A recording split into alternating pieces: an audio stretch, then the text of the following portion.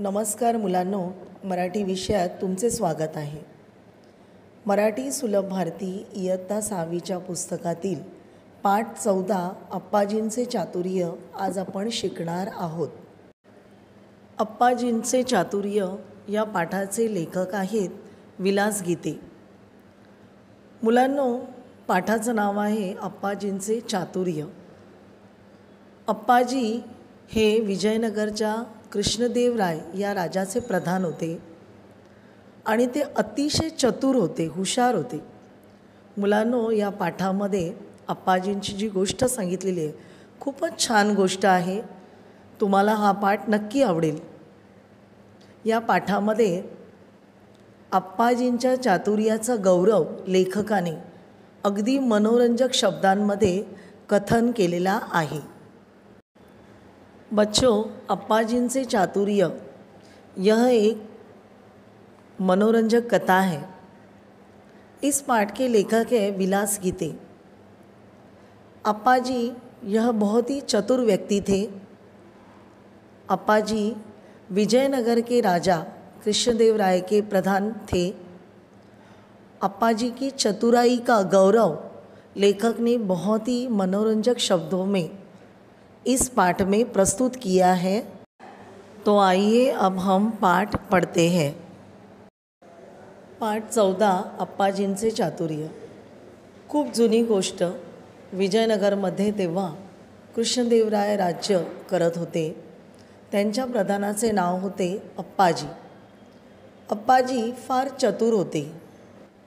बच्चों, यह बहुत पुरानी कहानी है। पहले के समय दक्षिण दिशा में विजयनगर नाम का एक प्रसिद्ध राज्य हुआ करता था और उस राज्य के राजा थे कृष्णदेवराय। उनके प्रधानमंत्री थे अप्पाजी। अप्पाजी बहुत ही चतुर, होशियार व्यक्ति थे। उत्तरेकडे कलिंग राज्य होते। त्या राज्याच्या राजाला वाटले एकदा आपणही अप्पाजींची चतुराई पाहावी, म्हणून त्याने कृष्णदेवरायांना निरोप पाठवला। तुमच्या राज्यात फार चवदार कोबी पिकतात असे मी ऐकले आहे। त्यांचा आस्वाद घेण्याची माझी इच्छा आहे। माझ्यासाठी काही कोबी पाठवाल का? बच्चों, जैसे दक्षिण में विजयनगर का साम्राज्य प्रसिद्ध था, वैसे ही उत्तर दिशा में कलिंग राज्य प्रसिद्ध था।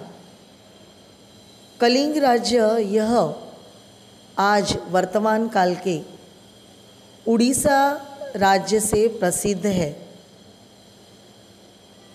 इस कलिंग राज्य के राजा का नाम था सम्राट अशोक।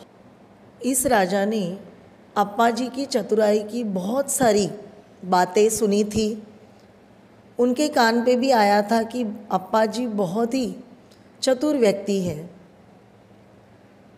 तो इस राजा को भी लगा कि चलो अप्पाजी की चतुराई की परीक्षा ले लेते हैं, और इसलिए उन्होंने कृष्णदेवराय जी को एक संदेशा भिजवाया कि आपके राज्य में स्वादिष्ट पत्ता गोभी बनते हैं, ऐसे मैंने सुना है। उनका आस्वाद लेने की मेरी बहुत इच्छा हो रही है। मेरे लिए कुछ पत्ता गोभी आप भेज सकते हैं क्या? बच्चों, कलिंग राज्य के राजा ने जानबूझ के ये पत्ता गोभी की मांग रखी थी, क्योंकि उनको मालूम था कि विजयनगर कलिंग राज्य से काफ़ी दूर राज्य है। तो जल्द से जल्द पत्ता गोभी वो लोग मेरे पास कैसे भेजते हैं, इससे उन्हें अप्पाजी की चतुराई मालूम पड़ने वाली थी, और इसीलिए उन्होंने जानबूझ के पत्ता गोभी की मांग की थी।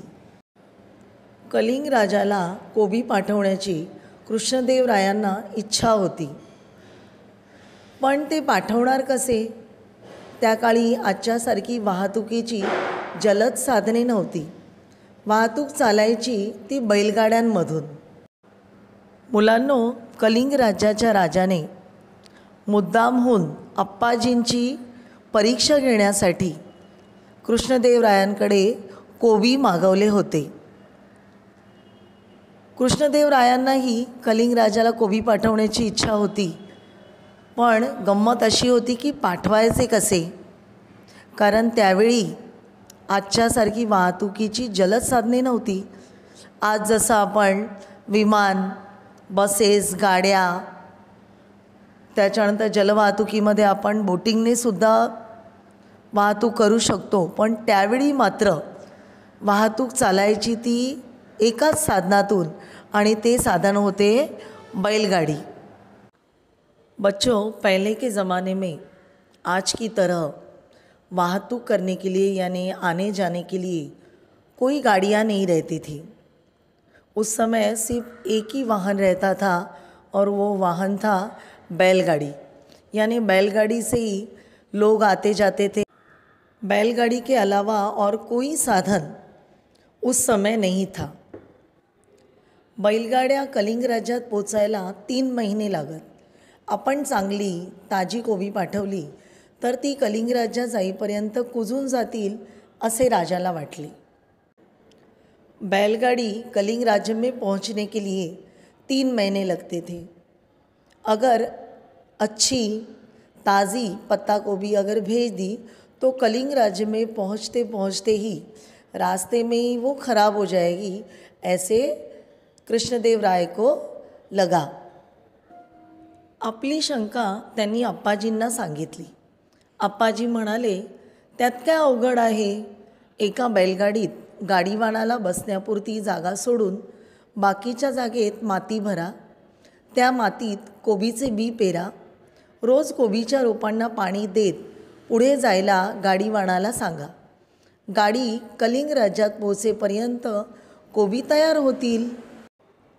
बैलगाड़ी कलिंग राज्य में पहुँचते पहुँचते 3 महीने लगेंगे और इन 3 महीनों में पत्ता गोभी खराब हो सकता है। और यह शंका कृष्णदेव राय जी ने अप्पा जी को बताई। अब उनके मन में ये बहुत बड़ी दुविधा थी कि उनको पत्ता गोभी कलिंग राजा को भेजना भी था, लेकिन कैसे भेजे। उनके मन में ये जो गहन प्रश्न आया था, उन्होंने ये प्रश्न, ये शंका अप्पा जी को बताई। अप्पा जी ने तुरंत उनको बताया कि उसमें क्या कठिन है। एक बैलगाड़ी में गाड़ीवान यानी गाड़ी चलाने वाले को बैठने के लिए जगह छोड़ के बाकी सारी जगह में मिट्टी भर दो, उस मिट्टी में पत्ता गोभी के बीज बो दो और रोज़ उस पत्ता गोभी के पौधों को पानी देते देते गाड़ीवान को आगे जाने के लिए बोल दीजिए। गाड़ी कलिंग राज्य में पहुँचते पहुँचते पत्ते गोभी तैयार हो जाएंगे। राजा कृष्णदेव राय जी को अप्पा जी ने बताई हुई तरकीब बहुत अच्छी लगी। राजाने अप्पाजींच्या सांगण्याप्रमाणे एका गाडीत माती भरून त्यात कोबीच्या बिया पेरून ती कलिंग राज्याकडे रवाना केली। गाडीवान प्रवासात रोज कोबीच्या रोपांना पाणी देत होता। 3 महिन्यांनी ती बैलगाडी कलिंग राज्यात पोहोचली। कलिंग राजाला ताजी कोबी मिळाली। त्याला आनंद वाटला। अप्पाजींचे कौतुकही वाटले। राजा कृष्णदेव राय जी ने अप्पा जी की तरकीब के मुताबिक एक गाड़ी में मिट्टी भर दी और उस मिट्टी में पत्ता गोभी के बीज बो दिए और वह गाड़ी कलिंग राज्य के तरफ रवाना कर दी। रवाना करना यानी भेजना, पाठवून दिली। गाड़ीवान यानी गाड़ी चलाने वाला रोज़ प्रवास में चलते चलते उस पत्ता गोभी के पौधों को पानी दे रहा था और ऐसे करते करते धीरे धीरे चलते चलते 3 महीने के बाद वो बैलगाड़ी कलिंग राज्य में पहुंच गई। और तब तक ताज़ी पत्ता गोभी गाड़ी में तैयार हो चुकी थी और वह ताज़ी पत्ता गोभी कलिंग देश के राजा को मिल गई। राजा भी बहुत खुश हुए और साथ में अप्पा जी की चतुराई का उन्हें कौतुक ही लगा। मुलांनो, अप्पाजींनी सांगितल्याप्रमाणे राजाने बैलगाडीत गाडीवाणाला बसण्यापुरती जागा सोडून बाकीच्या जागेत माती भरायला सांगितली. त्या मातीत कोबीचे बी पेरले आणि रोज कोबीच्या रोपांना पाणी देत देत गाडीवान पुढे जात होता. आणि अशा प्रकारे 3 महिन्यांनी ती बैलगाडी कलिंग राज्यात पोचली. कलिंग राज्यात पोचेपर्यंत कोबी तयार झाले होते. अशा प्रकारे आप्पाजींनी ताजी कोबी कलिंगच्या राजाला पाठवली होती. बच्चों, इस कहानी से हमें मालूम पड़ता है कि अप्पाजी कितने चतुर थे और यही उनकी चतुराई कलिंग के राजा ने भी कबूल की. उन्होंने मान लिया कि अप्पाजी सच में एक चतुर व्यक्ति है. फिर भी उनको ऐसे लगा कि मुझे और एक परीक्षा उनकी लेनी चाहिए. अब वो कौन सी परीक्षा लेते हैं वो हम भाग 2 में देखेंगे. तब तक के लिए धन्यवाद.